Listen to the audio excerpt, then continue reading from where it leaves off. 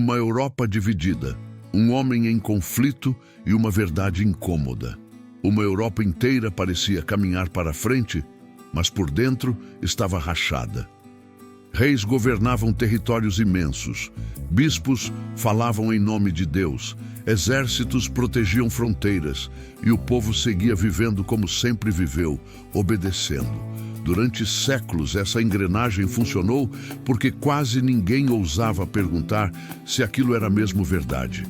Questionar não era apenas discordar. Questionar era romper um acordo silencioso entre poder, fé e medo. E por muito tempo, esse acordo manteve tudo de pé, até que um homem comum começou a sentir que algo não se encaixava. Não foi de uma vez, não foi um grito público, não foi uma revolta armada. Foi um incômodo silencioso que cresceu dentro da consciência antes de alcançar o mundo. Em uma Europa onde a verdade era definida por autoridades e não por convicções pessoais, esse incômodo era perigoso.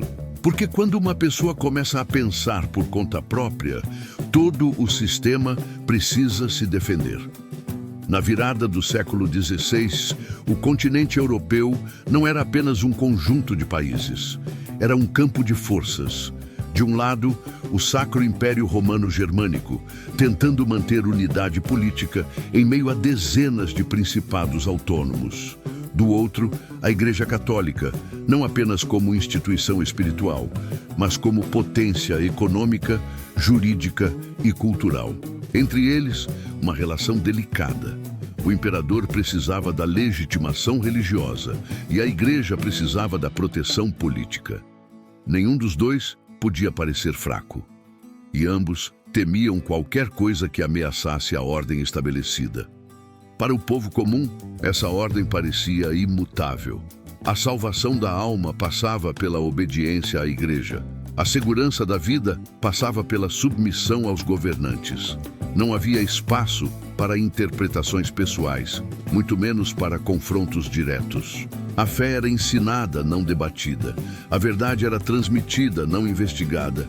E ainda assim, em mosteiros, universidades e salas de estudo, algumas perguntas começavam a surgir. Perguntas discretas, quase sussurradas, mas carregadas de consequências. Esse homem que carregava o conflito não nasceu líder, nem revolucionário. Era filho de seu tempo. Cresceu ouvindo que Deus era justo, mas também severo. Aprendeu que o pecado exigia punição e que a redenção precisava ser conquistada. Entrou para a vida religiosa buscando paz, mas encontrou mais angústia. Quanto mais estudava, mais percebia que a fé que pregava esperança era usada, muitas vezes como instrumento de controle. E essa contradição começou a corroer sua tranquilidade. Enquanto isso, fora dos muros dos mosteiros, a Europa fervilhava. A imprensa havia se espalhado, os livros circulavam com mais rapidez, ideias atravessavam fronteiras. O que antes levava décadas para se propagar, agora podia alcançar cidades inteiras em poucos meses. Isso não apenas acelerou o conhecimento, mas também multiplicou o risco. Uma ideia impressa não podia mais ser facilmente apagada. E uma vez lida, não podia ser deslida. O sistema sabia disso. Por isso, reagia com firmeza a qualquer ameaça. Heresias eram condenadas, livros proibidos, vozes silenciadas. Não por acaso. Ideias têm um poder que armas não conseguem conter com facilidade.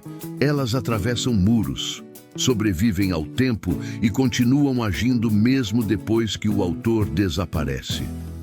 A Europa já tinha visto isso antes e estava disposta a impedir que acontecesse novamente.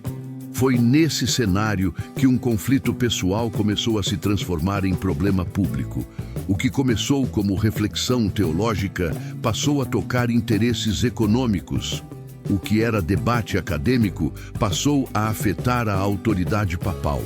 E quando a autoridade se sente ameaçada, a resposta raramente é diálogo. Primeiro vem o aviso, depois a pressão e, por fim, a punição. Mas antes de qualquer condenação oficial, havia um dilema interno. Um homem dividido entre obedecer e ser fiel à própria consciência, entre recuar para sobreviver ou avançar sabendo do risco. Porque naquele tempo, recuar significava viver. Avançar podia significar morrer.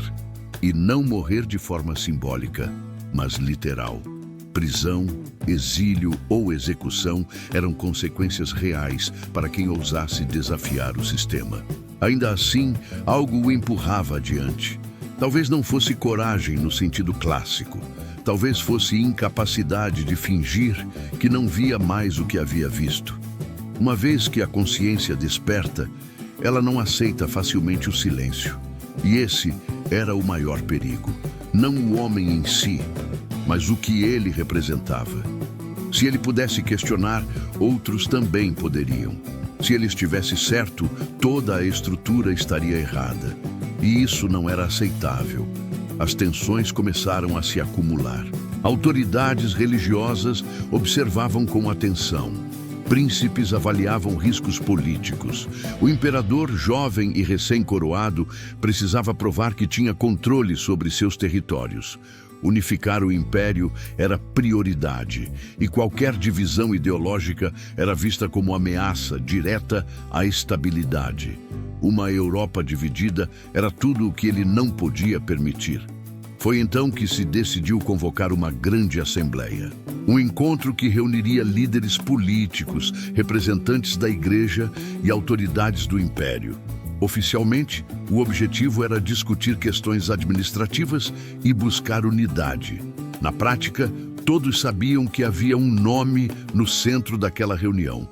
Um homem que, sem exército, sem título nobre e sem intenção declarada de romper com a igreja, havia causado um terremoto intelectual. Para muitos, aquela seria a oportunidade de encerrar o problema de uma vez. Confrontá-lo publicamente, exigir retratação, mostrar que a autoridade ainda estava intacta. Para outros, era uma chance de ouvir, compreender e talvez negociar. Mas para o homem que carregava o conflito, era algo muito maior. Era o momento em que sua fé seria colocada à prova, não em palavras, mas em consequências. A viagem até aquela cidade não foi triunfal. Não houve celebrações nem apoio popular aberto. Houve silêncio, expectativa e medo. Cada quilômetro percorrido era também um passo em direção ao desconhecido. Ele sabia o que estava em jogo. Sabia que muitos antes dele haviam sido chamados a responder por ideias semelhantes. E sabia como essas histórias costumavam terminar. Ao chegar, encontrou uma cidade preparada para receber líderes, mas também pronta para julgar. Palácios, catedrais e salões carregavam o peso da história. Ali, decisões haviam sido tomadas, tratados assinados e destinos selados. E agora, mais uma vez, o futuro da Europa seria discutido. Não apenas em termos políticos, mas espirituais. Porque quando fé e poder se encontram, nenhuma decisão é simples. O homem aguardou. Esperou em silêncio enquanto debates aconteciam longe de seus ouvidos. Sabia que não estava ali como igual. Estava ali como acusado, mesmo que ninguém usasse essa palavra. Seus escritos haviam sido colocados sobre uma mesa. Livros que carregavam ideias consideradas perigosas. Perguntas que não deveriam ter sido feitas. Interpretações que não haviam sido autorizadas. Quando finalmente foi chamado, não encontrou hostilidade aberta. Encontrou formalidade. Um ambiente frio, calculado, onde cada palavra tinha peso jurídico e político. Não se tratava apenas de fé. Tratava-se de obediência. A pergunta foi simples, direta, sem espaço para rodeios. Aquilo que estava sobre a mesa era de sua autoria, e se fosse, estaria disposto a revogar tudo. O silêncio que se seguiu não foi fraqueza, foi consciência. Ele sabia que qualquer resposta precipitada poderia custar caro. Não apenas a ele, mas a tudo o que acreditava. Pediu tempo, não para fugir, não para negociar, mas para responder com clareza. O pedido foi concedido. 24 horas. Um intervalo curto, mas decisivo. Durante aquela noite, o conflito interno atingiu seu ponto mais profundo. De um lado, a instituição que ele nunca quis destruir. Do outro, a convicção de que havia algo errado que não podia mais ser ignorado. Ele não se via como rebelde. Via-se como alguém tentando ser fiel. Mas fidelidade, naquele contexto, tinha significados opostos dependendo de quem observava. Na manhã seguinte, a Europa ainda parecia a mesma. As cidades funcionavam, os mercados abriam, as pessoas seguiam suas rotinas. Mas em um salão específico, uma decisão seria tomada que mudaria o curso da história. E mesmo sem saber exatamente como aquilo terminaria, uma coisa já estava clara. Depois daquele dia, nada voltaria a ser como antes. O homem retornaria àquela sala. A pergunta seria repetida, mas a resposta, qualquer que fosse, não afetaria apenas seu destino. Ela dividiria consciências, fronteiras e séculos, porque quando uma verdade incômoda é dita em voz alta, o mundo é obrigado a escolher o que fazer com ela. E essa escolha, quase sempre, cobra um preço alto. E era exatamente esse preço que estava prestes a ser cobrado. Quando voltou àquela sala, o ambiente parecia menor.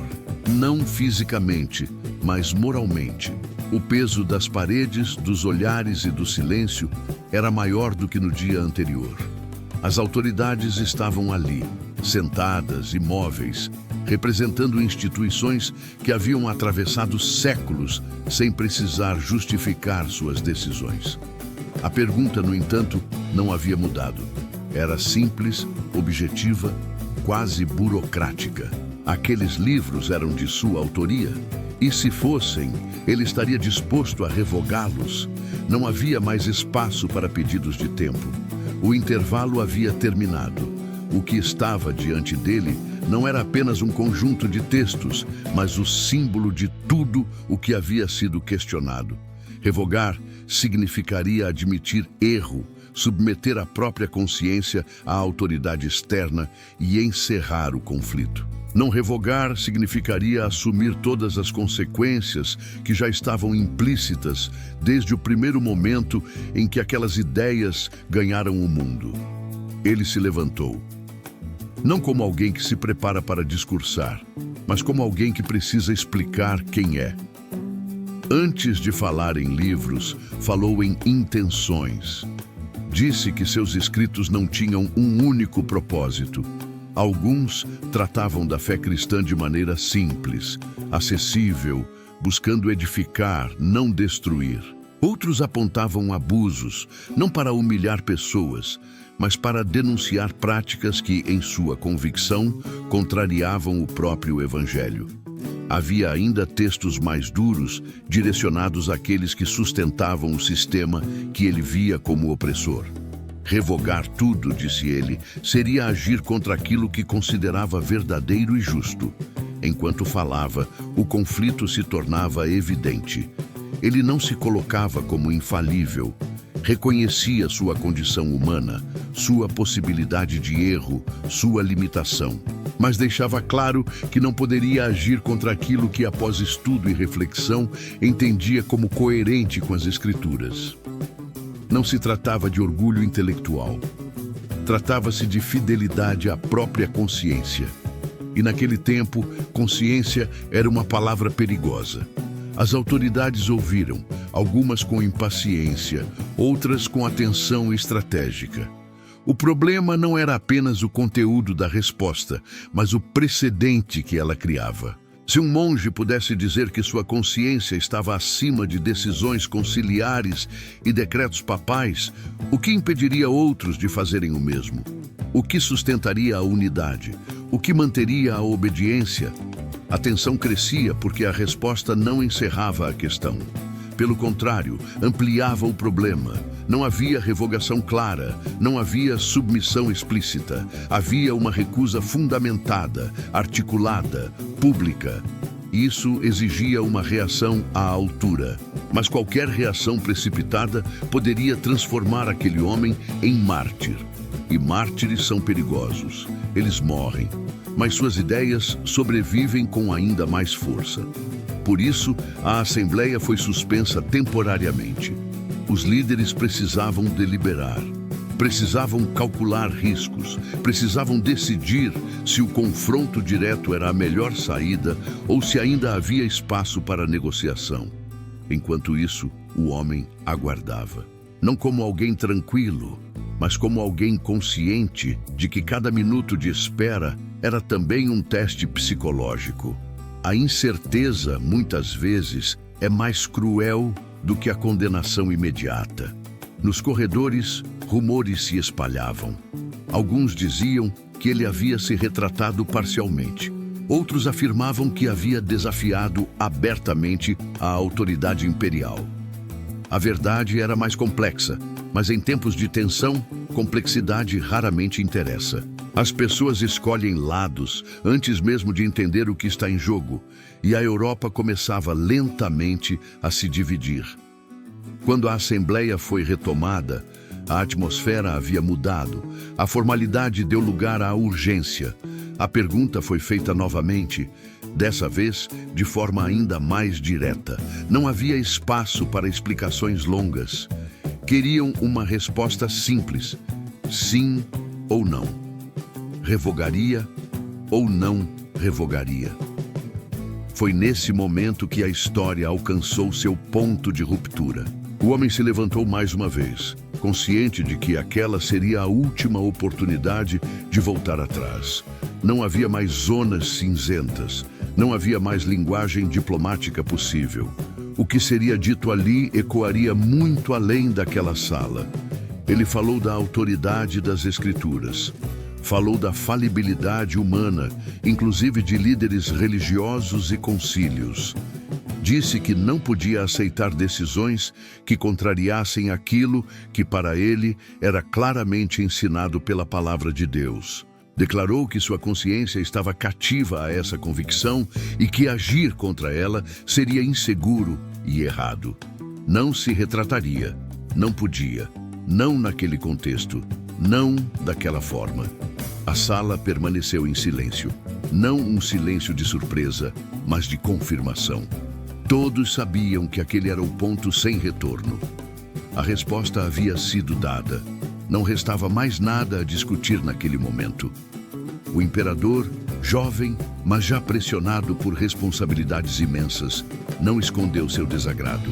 Aquilo não era apenas uma questão teológica. Era um desafio à ordem imperial. E desafios à ordem não podiam ficar sem resposta. Nos dias seguintes, tentativas foram feitas para ajustar a situação. Propostas intermediárias surgiram, sugestões de retratação parcial, de silêncio temporário, de concessões estratégicas. Nada prosperou. A decisão já havia sido tomada, mesmo que ainda não tivesse sido formalizada. O sistema precisava reagir para preservar sua autoridade. Pouco tempo depois, um documento foi redigido, um texto oficial com peso jurídico e consequências práticas. Nele, declarava-se que aquele homem estava banido do império. Seus escritos deveriam ser destruídos. Ele não poderia receber abrigo, alimento ou proteção. Qualquer pessoa que o ajudasse seria considerada criminosa. E mais do que isso, aquele que o matasse não seria punido. Seu sangue estaria autorizado. Essa não era uma metáfora, não era uma ameaça simbólica. Era uma sentença que colocava sua vida em risco real.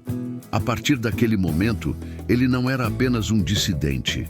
Era um proscrito, um alvo. A Europa, que antes o via como monge e professor, agora o via como inimigo da ordem pública. É importante entender o peso disso. Em um tempo sem direitos individuais garantidos, sem liberdade de expressão, sem proteção institucional para dissidentes, ser banido significava estar fora da lei. Significava viver à margem, dependendo da coragem e da lealdade de poucos. Significava que cada estrada percorrida poderia ser a última. E ainda assim, mesmo diante desse risco, algo curioso acontecia. Suas ideias continuavam circulando. Seus textos eram lidos, copiados, discutidos. Pessoas que nunca o haviam visto pessoalmente começaram a se identificar com aquilo que ele dizia, não necessariamente porque concordavam com tudo, mas porque reconheciam ali uma coragem que faltava ao sistema. A coragem de dizer o que muitos pensavam, mas não ousavam expressar. O Império havia tentado unificar a Europa por meio daquela assembleia. O resultado foi o oposto. A divisão tornou-se visível. Príncipes começaram a tomar posições. Alguns viram na condenação uma oportunidade de reafirmar sua lealdade à Igreja e ao Imperador. Outros perceberam ali uma chance de afirmar autonomia política e religiosa. A fé, que deveria unir, tornava-se linha de separação. No meio desse cenário, o homem precisava desaparecer. Não por covardia, mas por estratégia. Permanecer visível seria suicídio. Foi então que um plano foi colocado em prática. Um plano silencioso, arquitetado longe dos olhos do Império. Um sequestro encenado, uma retirada estratégica, uma fuga disfarçada de captura. Em uma estrada, longe da cidade, ele foi interceptado, levado à força. Para quem observava de fora, parecia o fim. Mais um dissidente eliminado pelo sistema. Mas a verdade era outra. Aquele desaparecimento não era derrota. Era sobrevivência. Um refúgio havia sido preparado, um lugar seguro, afastado, quase inacessível. Um castelo no alto, protegido pela geografia e pela lealdade de quem o controlava. Ali, longe dos holofotes e das ameaças imediatas, algo inesperado aconteceria. O homem que havia sido silenciado publicamente encontraria no isolamento o espaço necessário para produzir a obra que consolidaria de vez sua influência. O conflito que quase o matou daria origem a um legado ainda maior. Mas isso ainda estava por vir. Por enquanto, a Europa precisava lidar com as consequências da escolha que havia sido feita. Um homem havia se recusado a recuar. Uma verdade incômoda havia sido dita em voz alta. E quando isso acontece, o mundo não permanece neutro. Ele reage, se divide, se transforma. E essa transformação estava apenas começando. O desaparecimento daquele homem não encerrou o conflito. Pelo contrário, deu a ele uma nova forma. Para o Império era conveniente que o assunto esfriasse. Um proscrito fora retirado de circulação, seus livros estavam proibidos e a ordem, ao menos na aparência, havia sido restaurada. Para muitos, a história terminaria ali. Um exemplo feito para desencorajar outros. Mas a realidade era mais complexa. O silêncio imposto não produziu esquecimento, produziu expectativa. O castelo para onde ele foi levado não era apenas um refúgio físico, era um espaço simbólico. Isolado, elevado, distante das cidades e das rotas comerciais, ele oferecia proteção, mas também solidão. Ali, longe das disputas públicas, o conflito continuava existindo, agora em outra dimensão. Não havia mais audiências, perguntas oficiais ou documentos ameaçadores. Havia tempo, e tempo para alguém em conflito com a própria consciência pode ser tanto inimigo quanto aliado. Ele adotou outro nome, deixou crescer a barba, vestiu-se de forma diferente, não por vaidade, mas por necessidade. Qualquer reconhecimento poderia ser fatal. Pouquíssimas pessoas sabiam onde ele estava. A segurança dependia do segredo. E nesse anonimato forçado, algo inesperado aconteceu. O homem que havia sido acusado de dividir a Europa passou a se concentrar em unir algo muito mais profundo: a compreensão da fé pelo povo comum. Foi naquele isolamento que ele realizou um trabalho que poucos perceberam de imediato, mas que mudaria tudo. Em semanas intensas, mergulhou nos textos sagrados, não para reinterpretá-los de forma abstrata, mas para torná-los acessíveis. O idioma usado nos cultos e nas escrituras era distante da realidade do povo. A fé estava presa a uma língua que muitos não entendiam. E ele via nisso não apenas um problema pedagógico, mas uma barreira espiritual.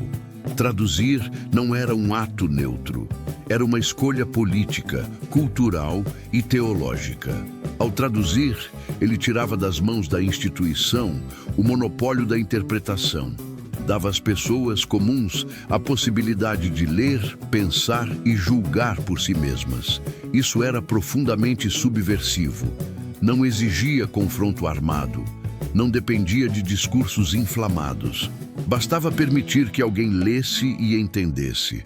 O trabalho foi feito com rapidez surpreendente.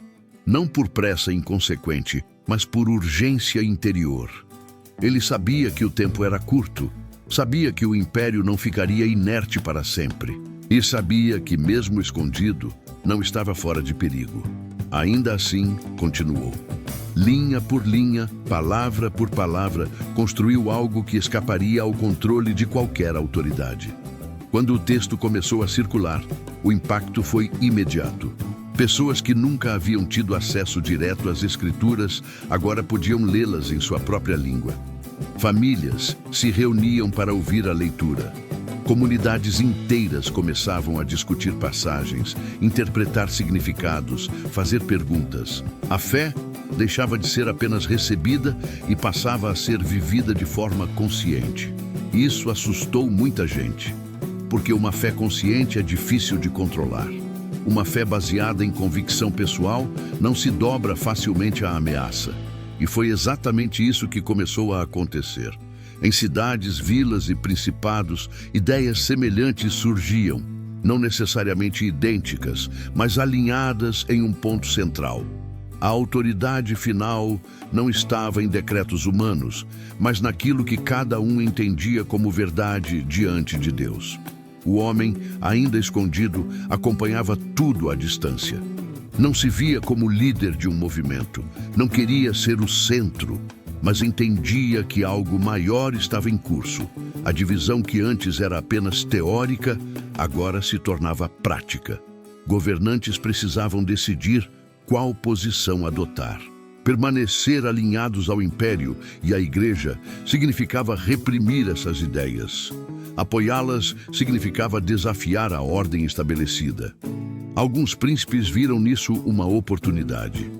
Apoiar a nova interpretação religiosa também era uma forma de afirmar autonomia política. Outros temeram o caos. Temiam que a liberdade religiosa abrisse espaço para revoltas sociais. E não estavam totalmente errados. Quando ideias profundas alcançam pessoas oprimidas, elas podem ser mal interpretadas. Podem ser usadas como justificativa para a violência. Foi exatamente isso que aconteceu. Em algumas regiões, camponeses começaram a se levantar contra seus senhores. Usaram textos bíblicos para justificar revoltas. Misturaram fé com ressentimento social. O conflito deixou de ser apenas religioso e se tornou social. A Europa, já dividida, agora sangrava. O homem que havia iniciado o debate não apoiou a violência. Pelo contrário, escreveu contra ela. Tentou corrigir interpretações distorcidas. Alertou que a fé não poderia ser usada como arma. Mas suas palavras já não tinham o mesmo controle de antes. Ideias, uma vez lançadas, seguem caminhos próprios. E isso trouxe um peso enorme à sua consciência. Ele via pessoas morrerem em nome de princípios que nunca pretendeu promover dessa forma. Cerca de 100 mil camponeses perderam a vida nesses conflitos. Um número difícil de compreender, ainda mais quando se pensa que tudo começou com perguntas teológicas. A realidade mostrou algo que a história repetiria muitas vezes. Ideias têm consequências, nem sempre aquelas que seus autores imaginam. Mesmo assim, o processo não foi interrompido. A repressão não conseguiu apagar o movimento. Dietas foram convocadas novamente. Reuniões políticas tentaram encontrar soluções. Em uma delas, decidiu-se que cada território poderia escolher sua orientação religiosa. Foi um passo impensável décadas antes. Pela primeira vez, a unidade imposta dava lugar à escolha local. Mas essa decisão não durou. Anos depois, foi revogada. A tolerância foi retirada. E foi nesse momento que um novo termo surgiu. Um protesto formal foi redigido por príncipes e cidades que se recusaram a aceitar o recuo. A partir daquele protesto, nasceu um nome que atravessaria séculos. Um nome que definiria uma nova forma de viver a fé. Enquanto tudo isso acontecia, o homem já não estava mais escondido. Retornara à vida pública sob proteção. Continuava pregando, ensinando, escrevendo, casou-se, formou família, viveu o suficiente para ver parte do impacto de suas escolhas, mas nunca perdeu a consciência de que havia sido apenas um instrumento em um processo muito maior do que ele. A Europa jamais voltou a ser a mesma. A unidade artificial foi quebrada. Novas tradições surgiram, novos conflitos também. A verdade incômoda que havia sido dita não pôde mais ser silenciada. Mesmo aqueles que a rejeitavam precisaram lidar com ela, porque uma vez que a pergunta é feita, não há como fingir que ela não existe. O homem envelheceu. O império mudou. Governantes vieram e se foram, mas a divisão permaneceu. Não apenas como ruptura, mas como possibilidade. Possibilidade de escolha, de consciência, de responsabilidade pessoal. Algo que custou caro, algo que exigiu sacrifícios, algo que mostrou que a verdade, quando confronta o poder, nunca sai ilesa. E ainda restava a pergunta que atravessava tudo isso. Teria valido a pena? A resposta não era simples, porque se por um lado, milhões ganharam acesso direto à fé, por outro, milhares morreram em conflitos alimentados por interpretações equivocadas. A história não oferecia soluções fáceis, apenas fatos e consequências. Mas uma coisa era certa: aquele homem não havia buscado dividir a Europa. Ele havia buscado ser fiel à própria consciência. E quando a consciência entra em choque com estruturas de poder, o resultado raramente é pacífico. Ainda assim, é nesse choque que a história avança. E é justamente aí que o legado começa a ser avaliado. Não apenas pelo que foi conquistado, mas pelo preço que foi pago. Porque toda verdade incômoda cobra seu valor. E a Europa pagou caro por essa. Com o passar dos anos, aquilo que começou como um conflito individual deixou de pertencer a um único homem. Tornou-se parte da própria identidade europeia. A divisão que antes parecia uma ferida aberta passou a ser entendida como uma marca permanente. Não porque tivesse sido desejada, mas porque revelou algo que sempre esteve ali. A impossibilidade de manter unidade absoluta quando consciências despertam. O homem que esteve no centro desse processo nunca controlou totalmente o que aconteceu depois. Nenhum ser humano controla. Ele viu suas ideias serem abraçadas, distorcidas, defendidas e combatidas. Viu alianças políticas se formarem em torno de princípios religiosos. Viu guerras nascerem de interpretações que jamais pretendeu incentivar. E ainda assim, permaneceu convicto de que agir contra a própria consciência teria sido um erro maior. A Europa seguiu fragmentada. Cidades que antes rezavam da mesma forma passaram a adorar de maneiras diferentes. Governantes descobriram que fé e poder, quando misturados, produzem resultados imprevisíveis. A religião deixou de ser apenas instrumento de unificação e passou também a ser elemento de identidade local. Essa transformação não foi rápida nem pacífica. Foi gradual, dolorosa e profundamente humana. O tempo passou. A figura daquele homem foi sendo reinterpretada. Para alguns, herói. Para outros, herege. Para muitos, apenas um produto de seu tempo. Mas independentemente do rótulo, sua história permaneceu como símbolo de algo maior. O momento em que uma pessoa comum foi colocada diante de uma escolha impossível e decidiu não negociar aquilo que acreditava ser verdade. Essa escolha ecoou por séculos. Inspirou outros reformadores, outros pensadores, outros movimentos. Também serviu de alerta. Mostrou que ideias têm força suficiente para derrubar estruturas, mas também para criar novas tensões.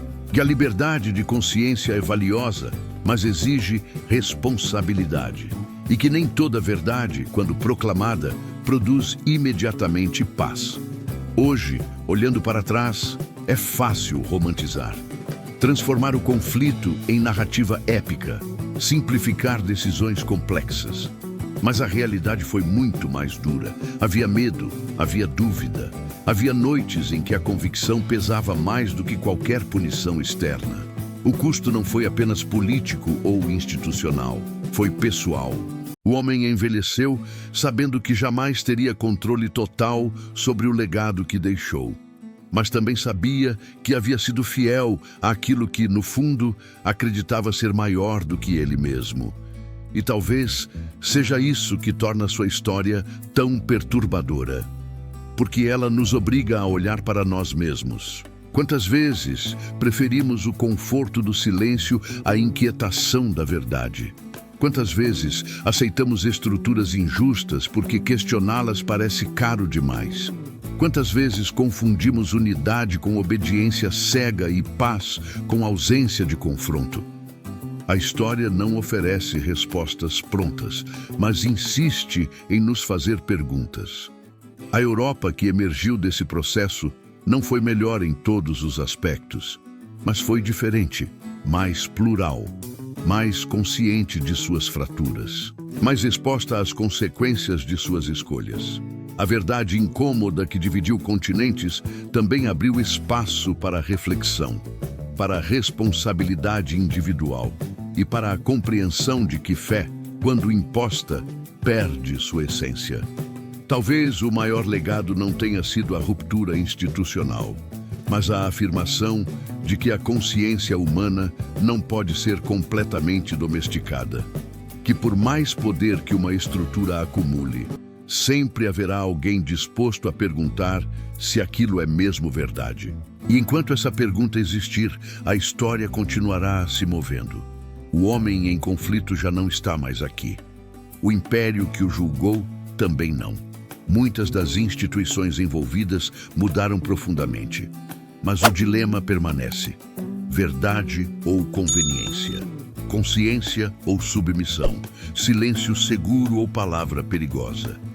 Essa não é apenas uma história do passado. É um espelho, porque toda geração enfrenta seu próprio momento de decisão.